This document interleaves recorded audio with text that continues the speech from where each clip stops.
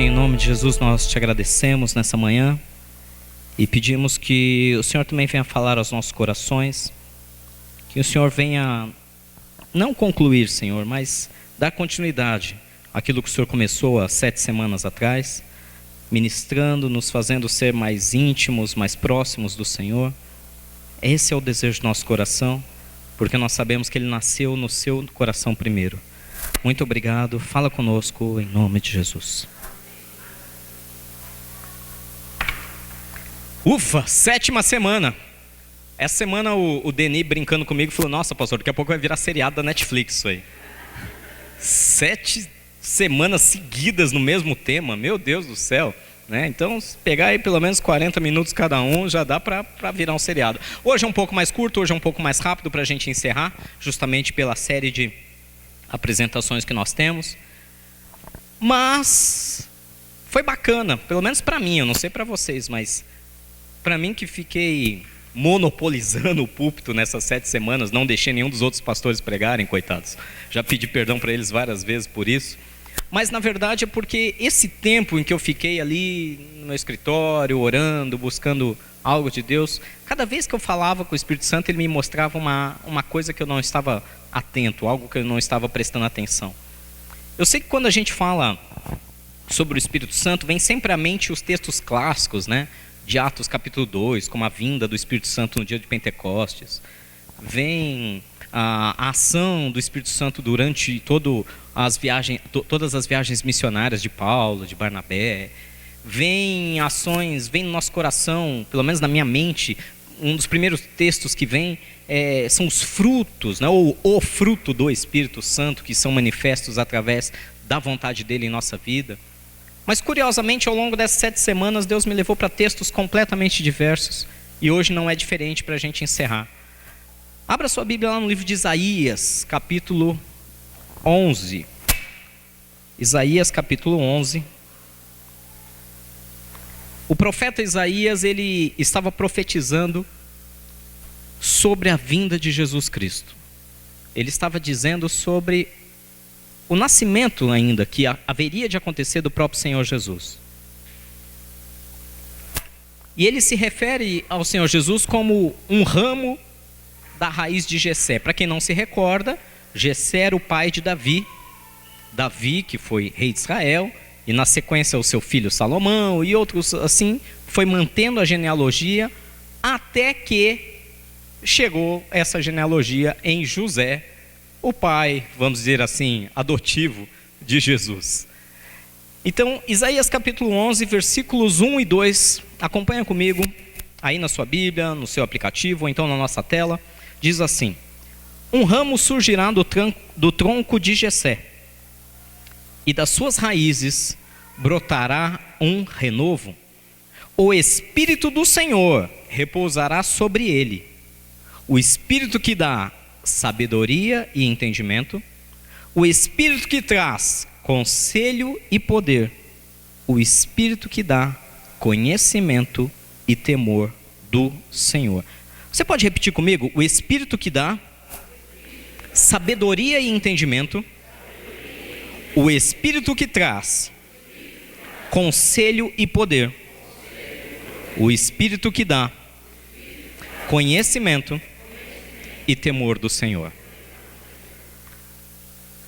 O próprio profeta Isaías, falando sobre a vinda de Jesus, ele já disse: olha, eu vou apresentar para vocês uma transformação na humanidade.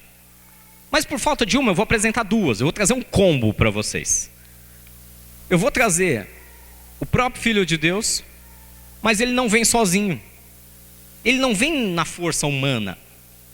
Ele vem na força divina. Ele não vem na vontade humana, carnal. Ele não vem nas limitações humanas que nós temos. Sim, ele passou por tudo que a gente passa. Ele sentiu dor, ele sentiu medo, ele sentiu frio, ele sentiu fome, ele sentiu sede. Ele passou por todas as emoções e experiências que qualquer ser humano pode passar. A diferença é que ele não veio só. Ele veio acompanhado do Espírito que dá sabedoria e entendimento, o Espírito que traz conselho e poder, e o Espírito que dá conhecimento e também temor do Senhor. Essa semana, ao longo de todas as nossas reuniões nos domos, na segunda, na quarta, na sexta, na quinta, é interessante como tem um tópico que é sempre presente. Um dos tópicos mais presentes é: eu quero Deus, eu quero conhecer mais a Deus, eu quero ser mais amigo, mais íntimo de Deus, mas eu não sei quando discernir ou como entender as direções, os caminhos, quando é Deus falando comigo, quando é uma coisa só do meu coração, quando é uma coisa só da minha mente. Eu não sei quando alguém vem e me traz um conselho, se aquilo Deus está aprovando ou não. Como diferenciar, como discernir? A grande resposta é: só quando nós estamos mais e mais cheios, mais pertos, mais próximos, mais íntimos dele. É esse o próprio Espírito. Na nossa razão humana, na nossa inteligência humana, é impossível discernir a voz de Deus. Se vocês se recordarem, algumas semanas atrás, já não lembro qual, se foi a quarta, a quinta, a terceira, nós vimos o seguinte, que Deus estava dizendo que o Espírito de Deus nos faz discernir as coisas espiritualmente, e que as coisas espirituais são loucura para aqueles que estão fora dessa perspectiva de Deus. Porém, ela é sabedoria para aqueles que creem. E aqueles que estão fora do conhecimento de Deus, que ignoram Deus, sabe, não, esse papo de Deus, de religião, para mim não quer dizer nada. Eu quero ver minha vida, deixa eu no meu canto quieto. Essas pessoas não conseguem entender muitas vezes o que nós falamos, e a culpa não é delas. É porque você só consegue discernir a vontade de Deus se o Espírito Santo te revelar a vontade de Deus. Amém? E aí é o grande segredo. Jesus veio e Ele trouxe com Ele o Espírito Santo. Ele enviou sobre nós o Espírito Santo. E aí eu pergunto para você: qual a vantagem que nós temos em conhecer a Deus tão intimamente? Relembrando e recapitulando que quando eu falo Espírito Santo, eu estou falando do próprio Deus. O Espírito Santo é uma das 3 porções da Trindade: o Deus Pai, o Deus Filho e o Deus Espírito Santo, que é a porção de Deus que está aqui agora entre nós, que fala conosco. Como eu costumo brincar, lembra dos desenhinhos do Tom e Jerry? Ainda passa isso? Não, né? Passa? Olha, tá vendo? Não estou tão velho assim. Viu, minha esposa? Minha esposa está pegando no meu pé falando: você está ficando velho, esse joelho aí tá quebrando fácil com qualquer coisa. Lembra do desenho do Tom e Jerry, que toda vez que o Tom se colocava em alguma situação meio delicada, ele tinha que tomar uma decisão, aí surgia um anjinho aqui no ombro dele e falava na orelha dele: faz isso. Aí de repente surgia um diabinho no outro lado e falando na orelha dele: não, faz isso. Eu sei que é uma alegoria, mas o mundo espiritual funciona muitas vezes assim. O Espírito Santo é a própria porção de Deus. Ao invés de um anjinho soprando no nosso ouvido, o Espírito Santo é a própria porção de Deus que nos dá o fôlego de vida, que está dentro de nós, porque fomos criados e foi soprado sobre nós a vida, o próprio Espírito do próprio Deus. E Ele é aquele que alguns vão chamar de consciência, alguns vão chamar de boa índole, alguns vão chamar de moral, mas é o próprio Espírito Santo que nos inquieta.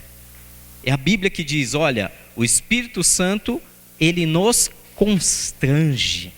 Quando nós estamos fugindo do alvo, quando nós estamos fazendo algo que vai prejudicar nós mesmos, quando nós estamos fazendo algo que vai ferir nossa família, quando nós estamos indo numa direção que vai afastar aqueles a quem nós amamos de nós, o Espírito Santo é o primeiro a gritar dentro de nós e falar: não faça isso, não vá por esse caminho. E esse é o encerramento que Deus quer nos dar hoje. De tudo que nós vimos nessas 7 semanas, tudo o que o Espírito Santo de Deus quer é ser o nosso amigo mais íntimo, mais próximo, mais profundo, mais sincero, mais honesto. Tudo o que Ele quer é isso. Ele quer intimidade com você, Ele quer te conhecer. Não estamos falando de religião, não estamos falando de dogmas, não estamos falando de doutrina, não estamos falando de liturgias dentro de uma igreja. Eu estou falando do próprio Deus se relacionar com você no seu dia a dia, lá no seu trabalho, lá na sua casa, lá na sua cama, onde quer que você esteja. O Espírito Santo de Deus quer falar com você, Ele quer te mostrar um novo e vivo caminho, Ele quer vir sobre a sua vida. E é isso que nós estamos buscando nesse tempo. Algumas pessoas me perguntaram: pastor, nesse período de jejum, que realmente foi uma batalha espiritual muito difícil para alguns, e graças a Deus por isso, porque é sinal de que está incomodando o outro lado, a outra parte. Eu costumo dizer que se você está num tempo de oração, de jejum, e está indo, tá tranquilo, tá suave. Não, pastor, de boa, não aconteceu nada, né? Nada, não, tá tranquilão.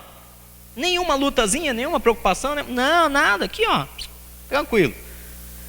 Das duas uma, ou você está muito mais perto de Deus do que vocês pensavam, ou o Espírito Santo está muito íntimo de você, e graças a Deus por isso, essa é uma opção, e tomara que seja essa. Ou a segunda, você não está fazendo isso direito.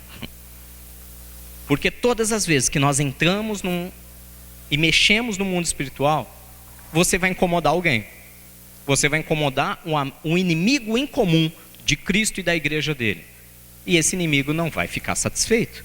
Ele vai tentar te contra-atacar. Ele vai tentar te irritar. Você está ali, a coisa está quase nas tuas mãos, ali está para chegar, aí de repente parece que deu tudo errado. Opa! Só pode ser uma ação maligna. É a hora que nós temos que orar: Senhor, não vou aceitar isso. Eu quero que se cumpra a tua vontade.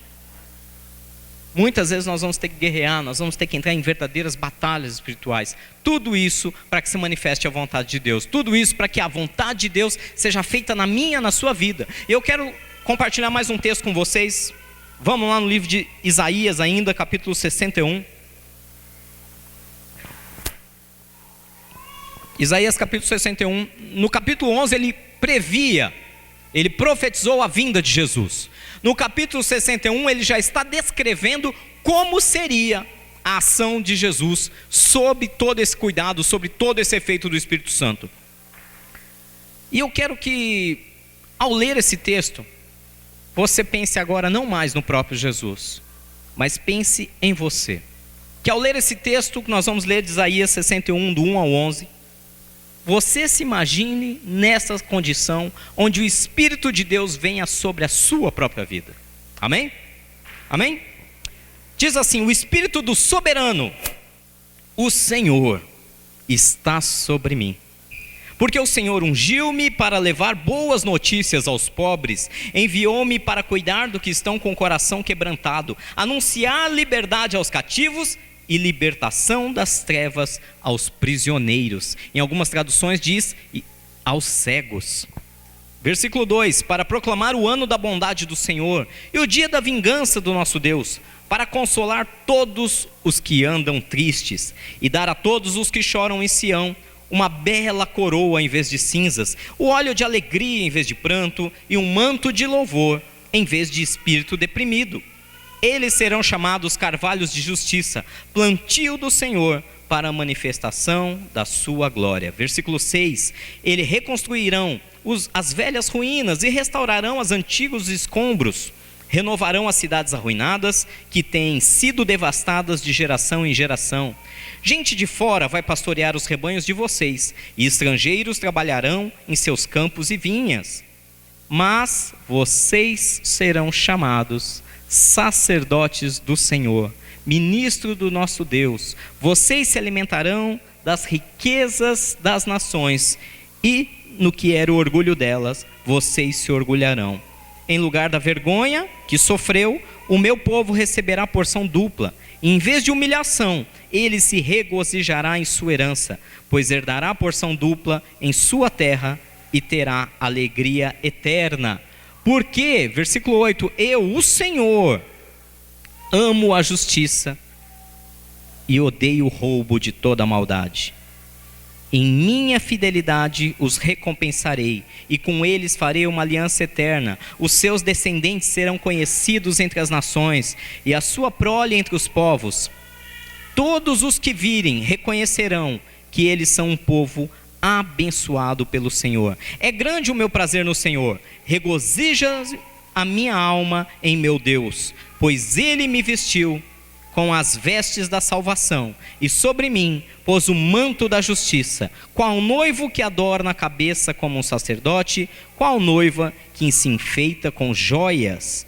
Porque assim como a terra faz brotar a planta, e o jardim faz germinar a semente, assim o soberano, o Senhor, fará nascer a justiça e o louvor diante de todas as nações.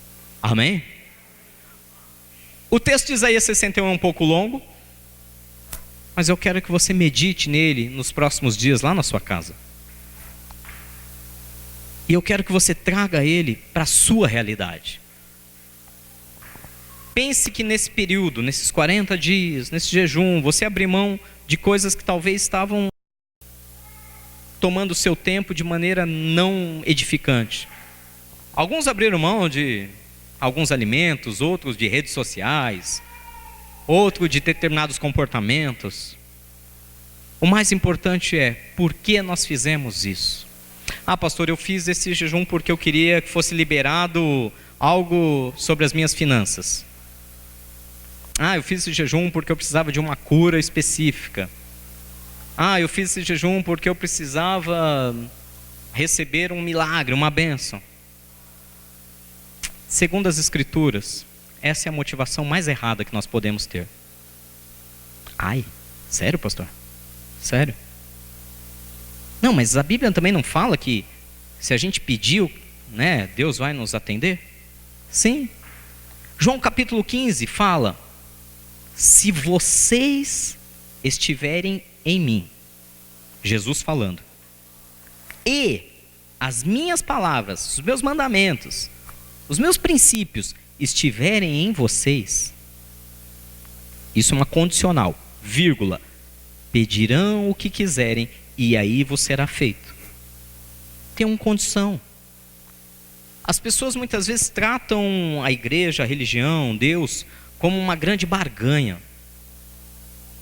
Muitos frequentam igrejas, templos budistas, lares espíritas, mesquitas islâmicas, num sistema de barganha com Deus. Hoje é dia dos pais. Você já se imaginou como pai um filho que não te ama? Um filho que só te procura quando precisa de algo e só te demonstra um mínimo de afeto quando precisa de algo que só você pode dar para ele? Qual seria o seu sentimento? Qual seria a sua sensação? Qual seria a sua sensação se você como um pai ou você como uma mãe só recebesse a atenção do seu filho com segundas intenções? Eu vou dizer algo aqui um pouco duro, mas que é ótimo para o nosso espírito. Dói na alma, dói no corpo, mas edifica o espírito. Deus é o princípio e o fim de todas as coisas. Deus não é um meio para conseguirmos aquilo que nós queremos. Deus é o fim, não um meio. Muitas vezes nós usamos Deus como um meio. Eu várias vezes utilizei Deus como um meio. Não tenho nenhuma vergonha de expor essa verdade. Quantas e quantas vezes não usei Deus, a igreja, a palavra dele como um meio para conseguir aquilo que eu quero. Para conseguir dinheiro, para conseguir me livrar de algum processo, para conseguir me livrar de um problema. Quantos de nós ainda fazem isso? Com todo carinho no espírito eu estou te dizendo, abandona essa prática. Hoje, justamente, curiosamente no Dia dos Pais, deixa o Espírito Santo ser o seu Pai celestial. Ame Ele por quem Ele é. Busque Ele por quem Ele é, não pelo que Ele pode te dar.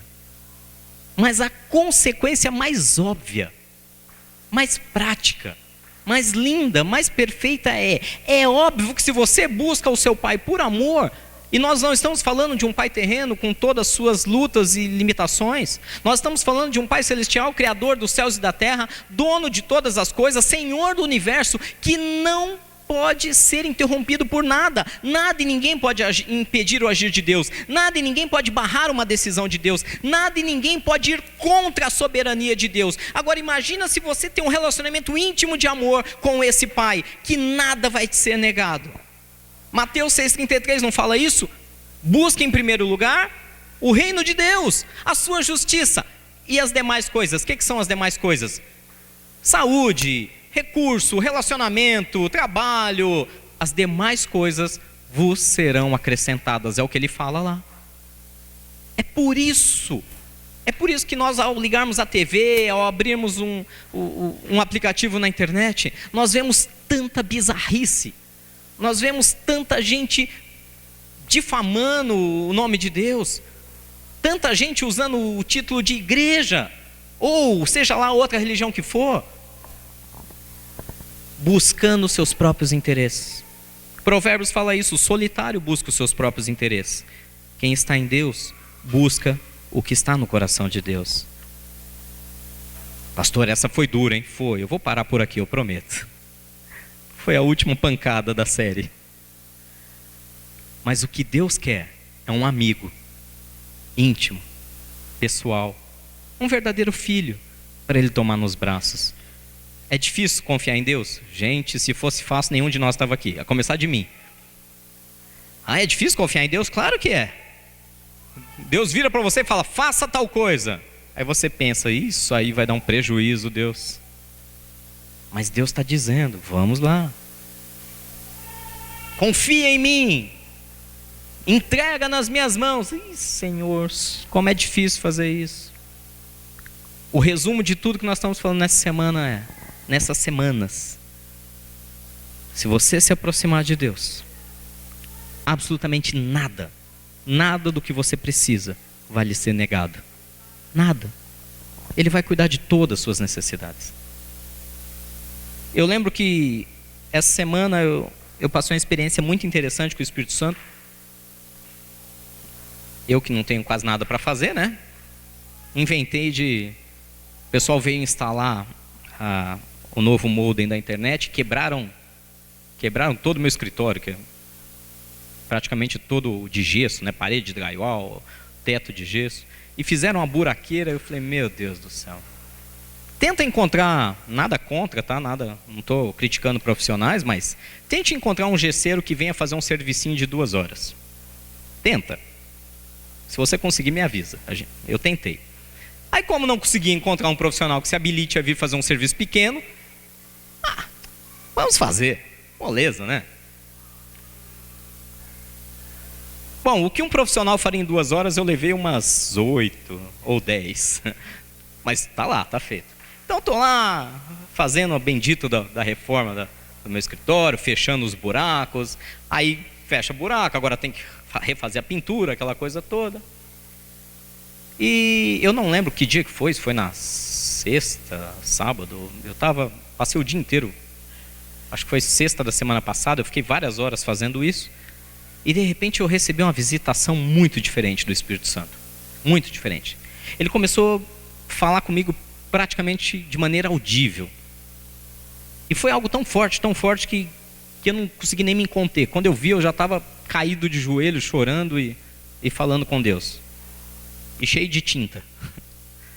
Depois que eu percebi que o rolo estava na minha mão ainda, eu já tinha passado tinta em todo lado. E ele me fez lembrar de uma passagem de Pedro, e eu quero deixar ela com vocês também, quando Pedro virou e perguntou para Pedro: Pedro, quem vocês dizem que eu sou? Quem os homens dizem que eu sou? Ah, uns dizem que o senhor é Elias, outros que é um profeta, outros que... E você, Pedro? Quem eu sou? E Pedro deu a resposta mais linda que poderia ter saído da boca dele: tu és o Cristo, o Filho do Deus vivo. E aí foi muito interessante, porque Jesus deu uma promessa fantástica para Pedro: porque não foi carne nem sangue que revelaram isso para você, mas foi meu Pai que está nos céus. Eu vou te dar as chaves dos céus. Que você ligar na terra será ligado no céu, que você falar está falado. E é muito interessante, porque você vai vendo esse paralelo nos evangelhos. Determinado momento, quando Jesus falava mais duro com os discípulos e alguns queriam abandoná-lo, ele virou para os discípulos dele e falou: vocês também querem ir? Pode ir. Vocês querem me abandonar? Podem ir. E aí Pedro falou: mas Senhor, vamos para onde? Só o Senhor tem palavra de vida eterna. Eu não tenho outro lugar para ir. Eu não sei se você já teve essa sensação de não ter outro lugar a quem recorrer a não ser para Deus. Eu não sei se você já esteve no meio de uma condição às vezes tão difícil, tão desesperadora, que você olhou para você e falou: puxa, olha, eu costumo fazer bobagem, mas hoje eu estou de parabéns. Hoje eu me superei.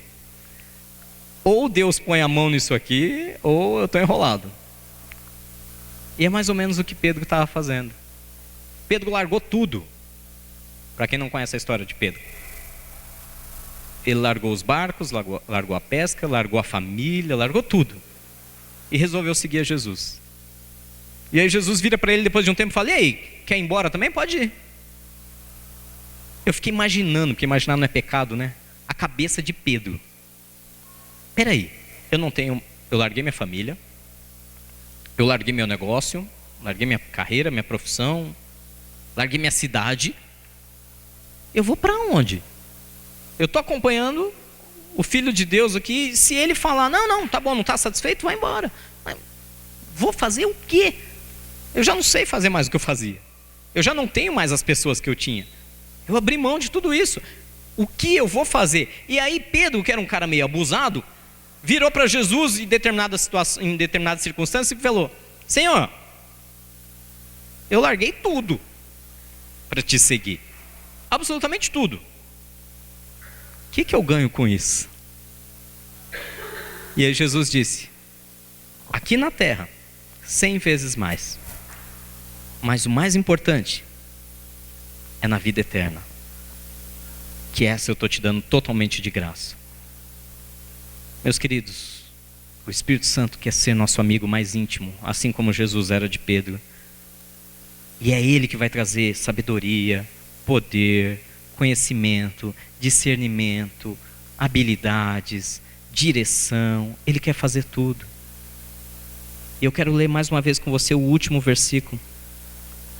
Porque assim como a terra faz brotar a planta e o jardim faz germinar a semente, assim o soberano, o Senhor, fará nascer a justiça e o louvor diante de todas as nações.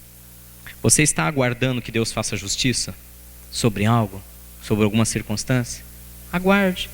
No dia certo, em breve, o Senhor fará nascer a justiça e o louvor ao nome dele diante das nações. Quando no versículo 1 o profeta Isaías diz: o Espírito do Senhor está sobre mim, porque Ele me ungiu a pregar as boas novas, Ele me capacitou para libertar os cativos, Ele está me levantando para colocar um óleo de alegria no lugar de choro, de tristeza, de pranto, Ele está me enviando a libertar os cativos. O que o Espírito Santo de Deus quer é isso, é ungir a sua vida a tal ponto de que todos aqueles que você ama, todos que estão ao seu redor, na sua casa, no seu trabalho, na faculdade, onde você se diverte, na academia, no lazer, para que todos ao seu redor sejam curados, libertos, sarados. As pessoas precisam ser abraçadas, ninguém mais quer abraçar. As pessoas precisam de alguém que olhe nos olhos dela e se necessário, chore junto com elas no momento de dor. As pessoas nunca em todas as gerações foram tão dependentes emocionalmente como nos dias de hoje. Nós vivemos dias em que a sociedade está completamente doente de emoções.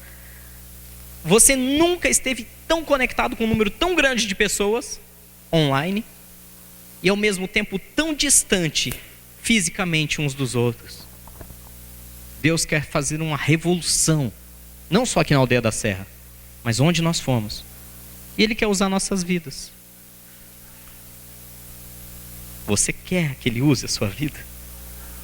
Essa é a diferença. Não, pastor, eu estou mais preocupado com a minha conta que vence amanhã. Vamos recapitular.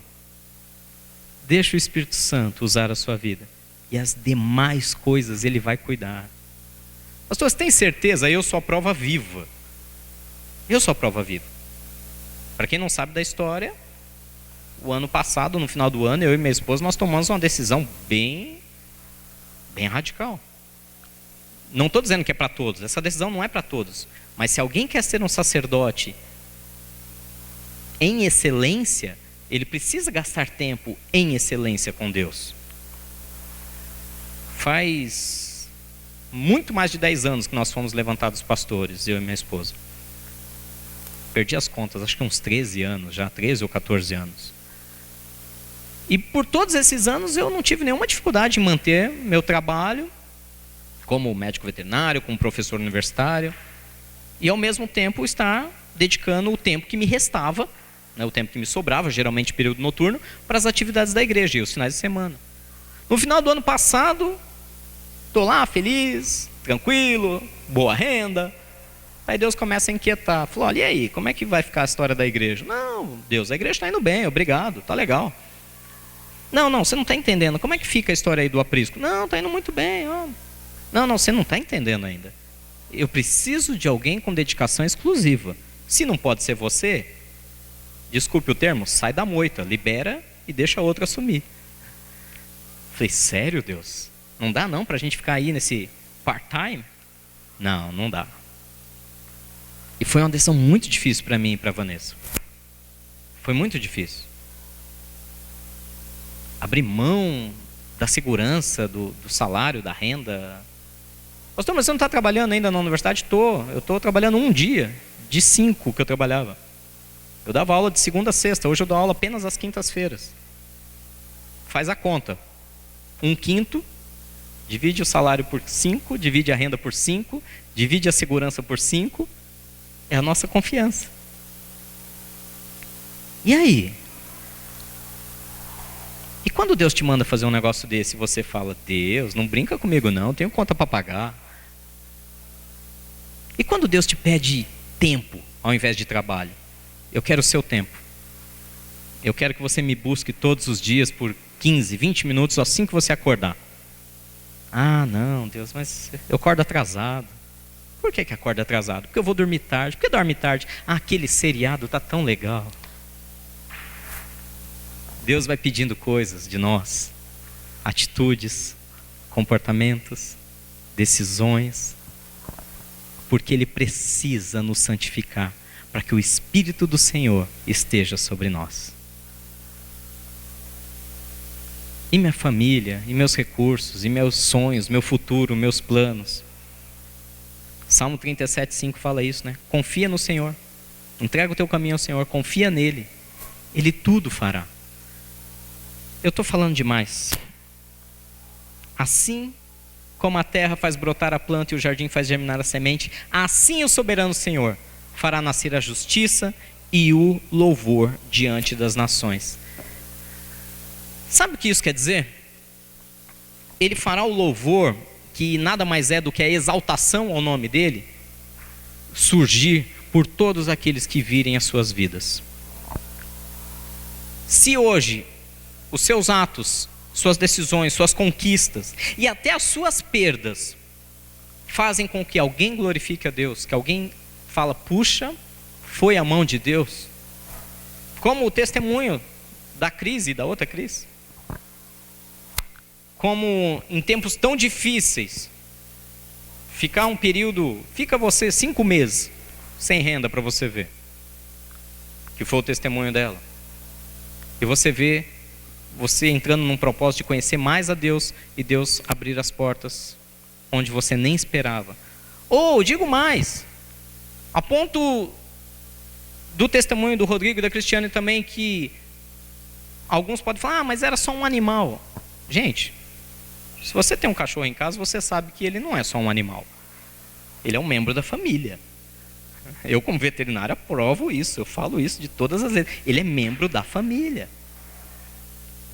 Ao ponto do próprio profissional que passou ali por aquela situação terrível, quase perdeu o animal na cirurgia, começar a chorar e ficar todo arrepiado quando eles falaram, foi Deus que colocou a mão.